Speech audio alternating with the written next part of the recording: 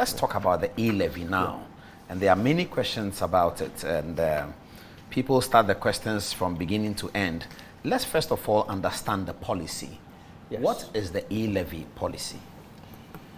Now, the E-Levy policy is essentially a policy about where we have come up with the idea about raising revenue through applying a levy on electronic transfers. Now, the reason why that has come about is because we've seen a huge increase in electronic transfers, especially mobile money transactions. In 2016, the total value of mobile money transactions... Before you get there, what are the other electronic transfers that come under E-Levy? Okay, so you have... right now, you have mobile apps, like an app on my phone? Yes, Easy Pay, Express Pay, ZPay, right. Yeah. So I can go onto my phone, link that app to my bank account, or my mobile money account, and I can then use that to pay money for my utilities, send money to my grandma, so forth and so on, right? So those are other electronic platforms where so that comes under the E-Levy? That comes under the E-Levy. You also so it's not bank transaction? If I'm transferring money from one bank to the other? Okay, now on the banks, right? A lot of the banks are now coming up with instant pay platforms that mimic the same thing that the mobile money thing does. The key difference between a typical bank transaction is that it takes a couple of days. If I want to do a transfer on my bank to you, I have to do a SWIFT transfer. There'll be a SWIFT confirmation. It will take 2 days. You have to call the bank. The account hasn't been credited. They will try and hold on your money, and that is very different from an instant pay, where I hit a button and then boom, my account is debited and yours is credited. Those type of instant pay accounts that are done now from bank to bank are part of this whole electronic transfer that we are grouping with the mobile money transfers. And the reason we are doing that is because we don't want people to move from Momo to bank type transfers in order to avoid paying to circumvent the tax. Exactly. So we have to make sure that anywhere you pass, we got you. And so that's how we looked at it. But if you are paying, let's say you are a corporate and you have a corporate account, and you're paying the salaries of all your staff from your corporate account on your bank account, so those are the exemptions. That's very important. Exemptions on the bank one. Yes. Salary is exempted. Yes. Any other transfer is captured? Yeah, any other individual to individual transfers on an instant platform, on an electronic instant platform. So if I'm an individual on my bank and I use a SWIFT transfer to send you money, it's not captured. But if I do it through an instant payment platform, that means that you get the money in real time immediately, then it's captured.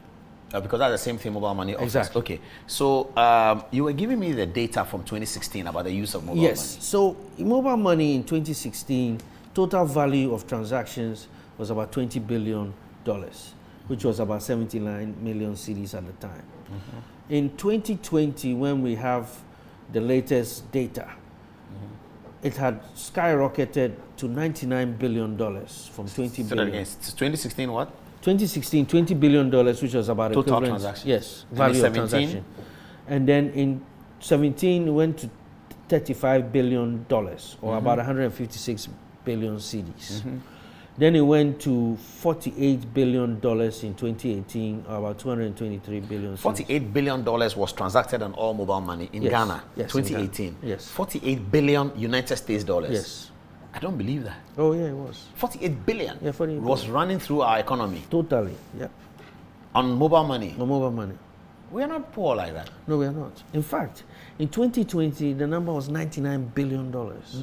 Yes, $99 billion. $99 billion was running through our economy. Yeah. From my phone, his phone, that phone. Exactly, yes. Yeah. 99 billion? Yeah, there's a lot of activity. Wow. A lot of activity, yeah. I mean, this every minute people are paying mobile money. Maybe every second. Every second. I think they did some checks. And I think it's about 1,000 transactions per second. What? Yeah. That's amazing. Yeah, it's amazing. And I mean, we don't understand or appreciate the huge impact of productivity and efficiency. Well, that shows that we are becoming very productive as well. We are, no doubt about it, you know. And all government is asking for is a small share, you know, of that. Let's come to that, because people are not happy about that. No. Okay, so nobody's ever happy about the argument is being made by the communication people, though, that government provided the infrastructure for this to happen. Yes. Vice President Boahen has been talking about the interoperability, yes, which government spend money to do, which the other government, John Mohammed's government, was going to do at a very high cost, which Dr. Boahen led the technology people to do it at a lower cost. That then enabled a wider mobile money transfer. Yes. So the argument the communication people are making, the government spend money on that. So at least to recover it, E-Levy makes some sense. But still, people don't like it. Let me draw down the details. Okay. So what is E-Levy, the Momo one? What is it going to exempt?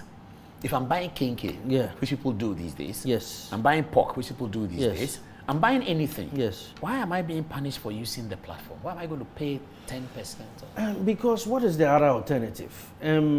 If you are not using, if I'm not using that, I have to go to the lady and collect it. Exactly. You have to go to the lady and collect it. You have to take your trotro to get there. You pay your trotro fare. You have to get cash. Maybe you go to an ATM to collect the cash, or it's cash that you are keeping. Now you have security risks in terms of carrying money. What's the safety procedures? So, in fact, Momo provides a level of convenience which has a price to it. Yeah. And it's that level of convenience that we are saying that based on this, you are saving some transaction costs in the sense that you don't have to incur all these other costs to get what you want to do or A delivered to B. So therefore, because of this increased convenience, give us a little share. And that also is a way for us to be able to expand the tax net. You see, it is much easier if we take a little bit from a lot of people than take a lot from a few people. You know, you have a lot of corporates today who always complain how they feel like they are the only ones who are carrying the tax burden of the whole country. They constantly are being harassed by the tax authorities, and they don't feel like it's fair. All this will go away if everybody was paying a share. But as of now, we don't have that. And of course, you can't blame the people. If we don't have the systems in place to be able to, and the economy is largely informal, it's not their fault, you know? I mean, and so but we found a way that we can make it easy for people to pay their share of taxes. Everybody should embrace it, you know? In the details, you say you're exempting the first 100 cities. Okay, so let's look at a transaction of 1,000 cities. Yes. So if I want to circumvent the E-Levy, I can pay 1,000 cities in 1,000 city transactions and I'm fine. No, you can't. Why not? Because the first 100 you're not charging. Yes, but we are putting in place a system that will be able to see all your transactions across all different kinds of platforms. So as soon as you hit the 100 cities, that's it, it's gone. Oh, that's it. Another 100 cities I'll be charged. Boom, you'll be charged. But I can use another phone. Yes, you can use another phone, but we'll know that because that phone will be linked to your national ID card. Which is what we're doing now. Exactly. I can use my sister's phone. Oh yeah, if you use your sister's phone, then that's her 100 cities. That's her 100 cities. So count 2 as hers. Yeah. So if I use 10 friends' mobile phone, I'm okay. Yeah, you're okay. But they are in their 100 already. Yeah, they are in their 100. They try again, they are in. Yeah, boom. Yeah, they are in. Yeah.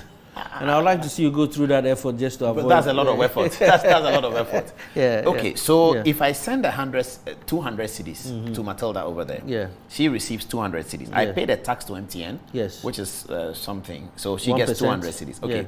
Now, on that 200 cities, you're going to tax me on the second 100. Yes. Okay. Now, she is sending the 200 cities to Hajia. You're going to tax her. But you've already taxed my 200. Yes. If she's sending the 200 cities to Hajia, of course, her first. No, that's Hajia, by the way, the one in the black and white. Oh, okay. And that's Matilda in the braids. Hi, Hajia. Hi, Matilda. You guys are monitoring the social media. Okay. Well, more information is that Matilda lived where you grew up. So. Where? In Legon? Yes, Legon. Oh, I see. Okay, interesting. Okay, let's go on. So I sent 200 cities to her. She is sending 200 cities to Hajia. Yeah. You've already taxed me for the 200. Why exactly. are you taxing the 200 again? The second 100. Why are you taxing it again? Because if she is now going to send it to somebody, essentially she is essentially paying for a service or for something, right? That is a transaction. That would then incur a But fee. you've taxed. If she, however, decided to go and cash out and take the cash and put it in her pocket, she won't get charged. if she's cashing out, yes, the 200, you don't. That's still the same destination. Yes. But as soon as she wants to on-lend or on-share or on-dash the 200, or pay for a service, you are taxing it. But then you've taxed the same 100 cedis twice. Yes, we have. That government revenue is going to go up. That's the plan. But I have been punished. I have been taxed. She has been taxed on the same money. Yes, you have been taxed and she has been taxed, but you've also benefited from the service and the convenience just the same way that she has.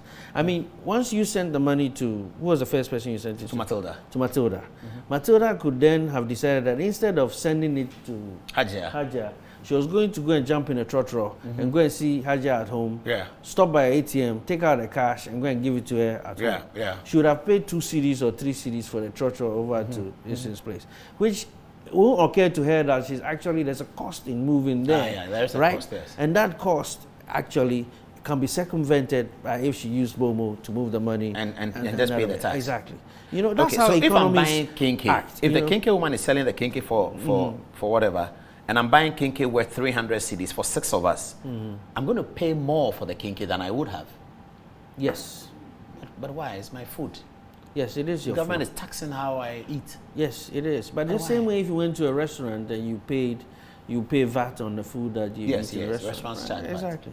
So why is it now such a problem? Okay, then government is then asking me that you don't want to pay, then get off the electronic system. But there's a government policy that says digitization. Let's all get on the digitization. Why are we making it difficult for people? No, we're not making it difficult. We are saying that there's a pay. I mean, you're paying for convenience. You know, this digitalization has clearly provided huge benefits to all of us.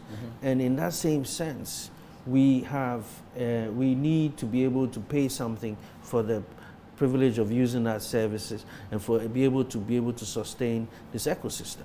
You know, I mean, I remember the other day I needed to have some flyers done for something or the other.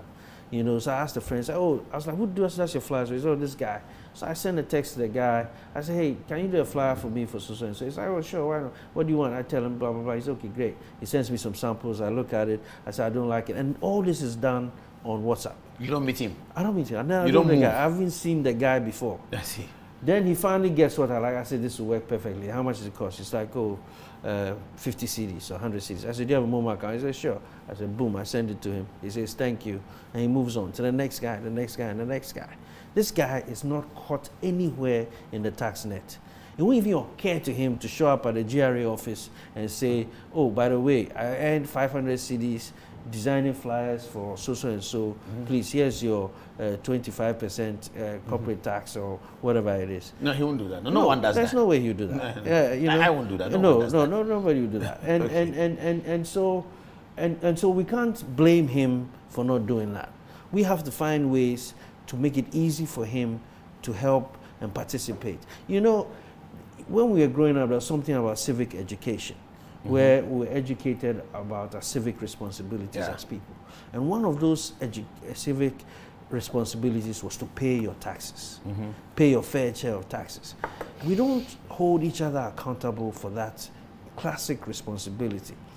But we are all very quick to criticize and complain if the light goes off, if there are potholes in the road, if you know... It's a social contract. Government must do this. Exactly. We know that. We don't, our part, no. Government. Exactly. So you do yours, we do ours, and everybody is happy. You know, but it can't be a one-sided contract where somebody is expected to provide the services, but the other side is not fulfilling their side of the bargain. And, you know, they'll tell you that, oh, Charlie, I can't do this. Even when I show up at the GRA office, they don't know how to collect my taxes. But I say, okay, fine, we'll make it easy for you. You know, just do it this way. Anytime, you don't even think about it. Anytime you send money, boom, you're paying some small 1.75%. I'll come to how much revenue you're going to get.